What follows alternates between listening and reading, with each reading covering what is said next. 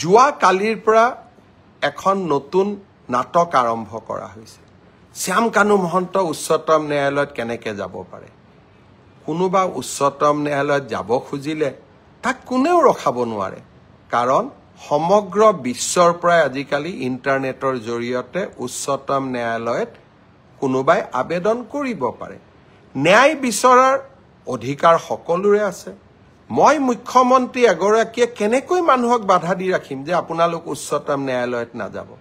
কিন্তু উচ্চতম ন্যায়ালয়ত শ্যাম কানু মহন্তই কি আবেদন কৰিলে যে অসম পুলিচৰ ওপৰত মোৰ বিশ্বাস নাই, SITৰ ওপৰত মোৰ বিশ্বাস নাই, ৰাজ্যখনৰ টপ এক্সিকিউটিভ অৰ্থাৎ মুখ্যমন্ত্ৰীৰ ওপৰত মোক বিশ্বাস নাই।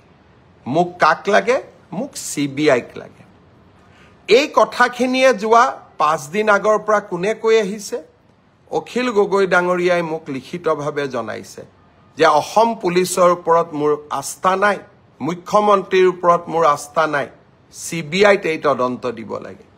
দেৱব্ৰত শইকীয়াই লিখিলে ৰাষ্ট্ৰপতিক যে এই তদন্ত CBIক দিব লাগে।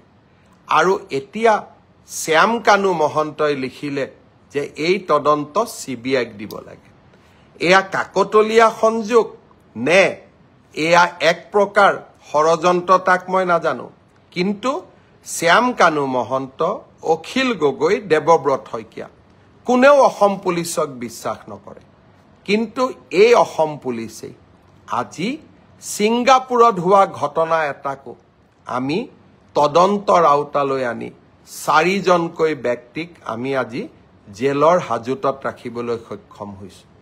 SITক, অসম পুলিচক শ্যাম কানু মহন্তইও বিশ্বাস নকৰে, অখিল গগৈও বিশ্বাস নকৰে, দেৱব্ৰত শইকীয়াইও বিশ্বাস নকৰে।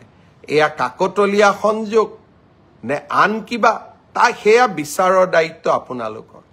কিন্তু এই অসম পুলিচে অসমত গড় হত্যা ৰোধ কৰিছে, এই অসম পুলিচে সন্ত্ৰাসৰ বিৰুদ্ধে অসমক জয়লাভ কৰোৱাইছে, আৰু এই অসম পুলিচে জুবিনৰ ন্যায়ৰ বাবে আমি সকলো কাম কৰিম।